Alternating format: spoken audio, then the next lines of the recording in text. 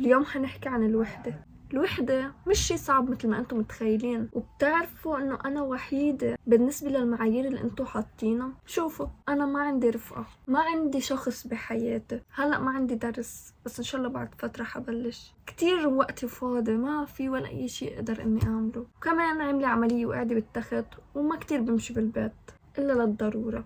ولإلكن تقريبا إلي شي سنة على هيدا الوضع، فهاي الأشياء انتو بتعتبروها وحدة. فأنا فهمان عليكن، حأحكي لكم كل شي مرقت فيه، كيف حليته، كيف تأقلمت على الوضع. هيدا كله أنا ما بعتبر حالي وحيدة، ولا بعتبر إنه حياتي بلا هدف، ولا إنه حياتي صعبة أبدا. حاليا أنا بمشي على عكايزات، لهيك ما كتير بتنقل. أصلا أنا كل فترة بحتاج هيدي المرحلة من الراحة، من الوحدة، ما يكون بهيدي المرحلة في حدا حولي عشان أرجع أدرس حالي. حتفهموا قصدي أكتر مع الوقت. بهالفترة كمان بكون عم بدرس مخططاتي، وبدرس كل شي تغير بالفترة الماضية وكيف لازم أكون أحسن. أهم شي شو تغير بشخصيتي، وبحاول صلح كل شي انتزع من الفترة الماضية. بفهم حالي أكتر وشو بدي بالحياة، طور من حالي. هذا شي كتير مهم. بطور من حالي، بعرف قيمة حالي، بحب حالي، وكتير في أمور تانية لازم أهتم فيها بهاي الفترة اللي هي فترة الوحدة.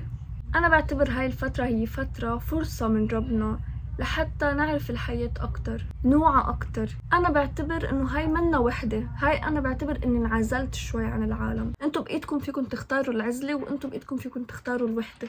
أكيد في أوقات الوحدة بتنجبر علينا، بنكون نحنا ما بدنا إياها بس بتنجبر، وفي أوقات نحنا اللي بنختار هيدا الشيء. أصلا لازم تصيروا تعرفوا تقعدوا مع حالكم، تحبوا تفكيركم، تعبوا الوقت الفاضي.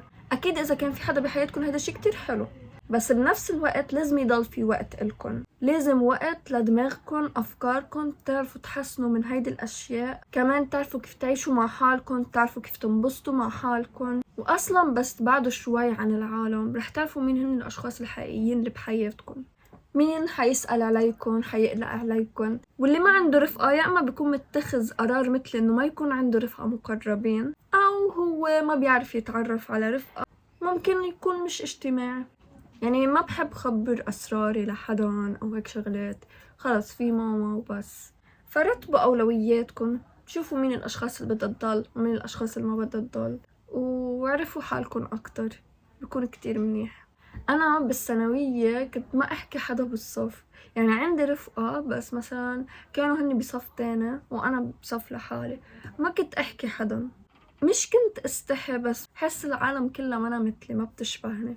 انا كنت بالصف اقعد وما حدا يسترجي يحكي معي، كيف بدكم تقولوا صاحبة مافيا هيك. وهيك نظرتي بتخوف، بس انه ما حدا يحب يجي يحكي معي، ما حدا يحب يجي يتعرف علي. كنت مبسوطة شوي بهيدا الشي، وبنفس الوقت ماني مبسوطة. وبتذكر مرة كنت عاملة عملية وبمشي على العكازات، حاطة عكازاتي أنا على جنب وقاعدة، وماما على العكازات، وأنا مش سامحة لأي تلميذ يجي يقرب صوبي، وأنا قاعدة أول طبقة عشان ما حدا يدقرني. وهيدي الطبقة وهاي الكرسي بالأخص كل سنة بقعد عليها. كنت كتير أول السنة هيك مشكلة مع التلاميذ اللي بيجوا يقعدوا محلي، ويقولوا لي شو المقعد باسمك ومدري شو، نعمل مشكلة وارجع اقعد.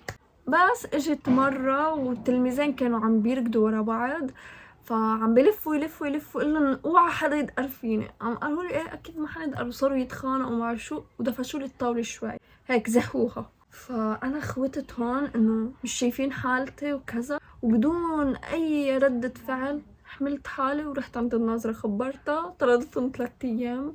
وهي هي يعني ما صاروا انه يعتذروا مني وما حدا يقرب علي وما بعرف شو.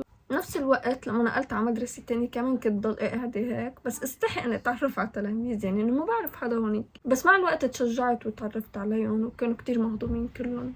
بس الوحدة منا انه شي عيب، بس اذا منك حابب هالشي لازم تغيره، بس اذا متأقلم معه خليك، لانه انت فيك بكل بساطة تكسر هيدا الشي. هاي تعتبر انه انت معتزل العالم شوي، اوكي؟ يعني بتشوفهم وبتحكي معهم عادي وهيك، بس انه مبعد عنهم شوي. بس الوحدة انه انت ما بتتعامل مع حدا ابدا، وقاعد لحالك وهيك. يعني الوحدة صعبة، ما لازم الواحد يكون وحيد. كنت كمان بوقتها بالملعب اقعد لحالي، احمل كتاب واقعد اقرا. ايه حس حالي وحيدة انه التلاميذ كلها قاعدة مع بعضها وانا قاعدة لحالي، بس هذا كله كان بسببي اصلا، لانه انا ما كان بدي انخرط بالعالم. لما قمت وجربت روح احكي معهم قعدوا يحكوا معي عادي بكل بساطة، يعني ما لقيتهم كتير بيشبهوني، بس عادي يعني انه بينقعد معهم، مش احلى ما ضل لحالي. بس صرت بالجامعة عملت شلة كبيرة هيك بلمح البصر، صار عندي رفقة، وصرت اجتماعية وكذا. يعني انت بس تلاقي المطرح المناسب والوقت المناسب حتبطل لحالك اذا انت كان بدك. فمش ضروري اذا انتو هلأ لحالكن حتضلوا عطول لحالكن، لازم تسعوا تختاروا الاشخاص الصح اللي بدكم تكونوا معهم. وانا طلعت من هيديك الجامعة مع هيك ضلوا كم اشخاص يسألوا عني، واكيد بغيابي يعني لانه اشخاص ما معهم رقمي فكمان يسألوا عني. اصلا انا بالجامعة هي اللبنانية كنت شوي هيك مشهورة، كيف بدي اقولكن، ما يمرق حدا من حد يسلم علي، بس كون قاعدة لحالي لاقي حدا اجا يحكي معي، لانه صرت نزل فيديوهات عن الجامعة وهيك فانعرفت شوي. يعني كان عندي رفقة باول شهرين 10 اشخاص، وكتير ناس تانيين بس هيك بعرفهم، معرفة سطحية. يعني الوحدة منا نقص، الوحدة وقت فيكن تستثمروا فيه كل شي بحياتكم، تقدروا فيها انكم تتغيروا، تستغلوا كل دقيقة لتطوروا فيها هواياتكم، افكاركم، طموحاتكم، فيكن تشاركوا بكل فرص بالحياة، تتعرفوا على ناس جداد. الوحدة هي نقطة قوة أصلا للشخص، وبهاي الفترة فيكم كمان تقووا صلتكم بربكم. بس تقووا هيدا الشي حتكونوا لحالكم لا إراديا قوية ومنكن وحيدين أصلا لأنه ربكم معكم كمان. سؤال، بتحبوا تكونوا بين ناس ما بيشبهوكن ولا تكونوا لحالكن؟ أنا مفهوم الصداقة عندي كتير عميق وصعب، لهيك صعب يكون عندي رفقة، ومش أي حدا ممكن يكون قريب مني بسهولة. مش حفوت على حياتي حدا ما بيشبهني يستغلني ويأذيني، مستحيل. يا جماعة الوحدة الدائمة شي غلط، انتو أصلا ما لازم يكون بحياتكم في شي اسمه وحدة دائمة، لازم فترة عزلة بسيطة مش وحدة. الناس خلقت مع بعض لتتعامل مع بعض، ليش انتو بدكم تبعدوا عن الناس؟ ما فهمت. عندي نصيحة واللي هي معلومة بنفس الوقت. النصيحة هي انه اذا ما دفشت وحاولت وسعيت بالحياة ما حتتحرك، حتبقى مكانك. اعطيكم مثال، تخيلوا حالكم قدام دكانة المدرسة وفي كتير تلاميذ واقفين وبدهم يشتروا وكذا، وحيرن الجرس بعد شوي، وانت مضطر على انت مي لانك كتير عطشان ومحتاج لهيدا الشي، يعني محتاج للمي. فانت حتصير بدك تملق من بين التلاميذ وتحاول توصل قبلهم قد ما بتقدر للأول. فهون حتصير تحاول تصارع لتوصل، ما حتستسلم لأنه أنت محتاج لهيدا الشي. بس عندي نصيحة، عمل اللي بدك إياه وصارع وحاول، بس ما تأذي التلاميذ اللي حواليك، ما تأذي حدا بطريقك اللي أنت عم تسلكه، وأوعك توقع حدا. خلي كل اللي حواليك سليمين، بس حاول مرق بدون ما حدا يحس عليك. عمل تكنيك، عمل طريقة، ما بعرف، وبهالطريقة حتوصل بدون مشاكل وبدون ما حدا يلهيك. أكيد في أوقات ممكن تأذي حدا، بس كمان رجع حاول تصلح هيدا الشي. فهمنا؟ وصلت الفكرة؟ إذا ما حاولتوا إنكم ما تكونوا وحيدين حتضلكم وحيدين.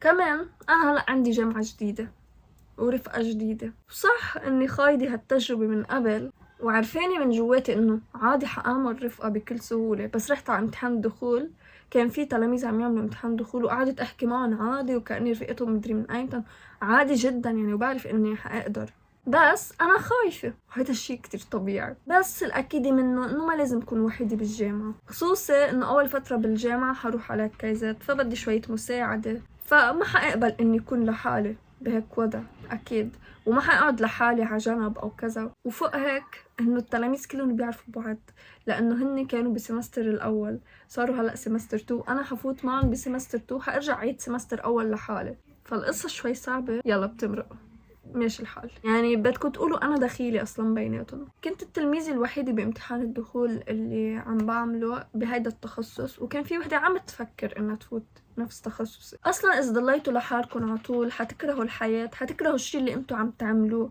لنقول إذا أنا ضليت بالجامعة لحالي ما كتير حاصير حب الاختصاص، ما حلو، ما بحس حلو هيدا الشي أبدا، خصوصي بالجامعة. بتعرفوا على كتير ناس إن كان بالمدرسة، بالجامعة، بالشغل، بأي مكان، كتير عادي الموضوع. لازم نفهم إنه الناس بتحتاج ناس تتعامل معهم، بس بالأول لازم نحب حالنا، نحب نقعد مع حالنا، بس بنفس الوقت نكون اجتماعيين، وبهاي الطريقة بعمرنا ما حنكون وحيدين.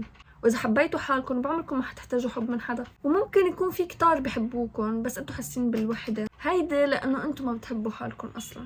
اكيد لتقتنعوا بحكي بدكم وقت، والتنفيذ شوي صعب اكيد، وبده تدريب وبده تضحيه، بس بيستاهل الموضوع. ومن هيدا الشي بتتغير حياتكم كتير. الإنسان ما بيقدر يعيش لحاله. حبوا حالكم، تقربوا من ربكم، وكل شي بيتصلح مع الوقت إن شاء الله. مثل ما قلت أصلا ما لازم تعتبروا حالكم وحيدين طالما ربكم معكم. اعملوا عالم خاص فيكم، وثقوا من حالكم فيه، وثقوا من قدراتكم، وانخرطوا بالعالم. اعملوا رياضة ودرسوا كتير منيح. هاي فترة الوحدة ربنا بده يقربك منه، فهاي فرصة إلكم. وبعدها إذا الله راد ربنا حيرزقكم الأشخاص الصح بحياتكم اللي حتنصدموا إنه وين كانوا مختفيين هول. حتلاقوا الأحوال كلها عم تتغير، حتلاقوا الناس اللي حتحلي حياتكم، بس لازم تصبروا تنطروا الشيء اللي حيغير كل شيء. هاي المرحلة اللي عم تمرقوا فيها هي مرحلة النضج عند الإنسان، فاستغلوها صح. مثل ما قلت لكم الموضوع منه صعب مثل ما انتم متخيلين، بس بدكم توثقوا بحالكم اكتر، اشتغلوا على الموضوع.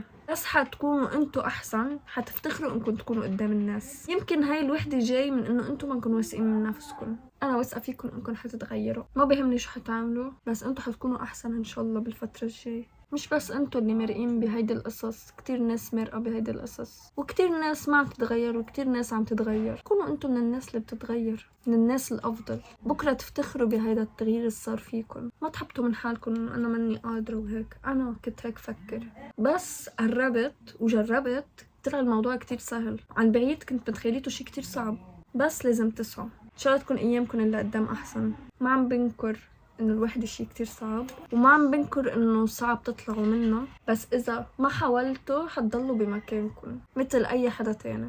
فاشتغلوا.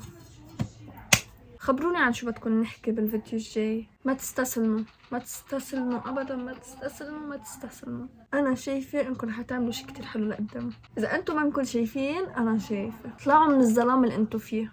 هيدا العتمة شيلوها، ما بدنا. love you. see you فيديو جديد. باي.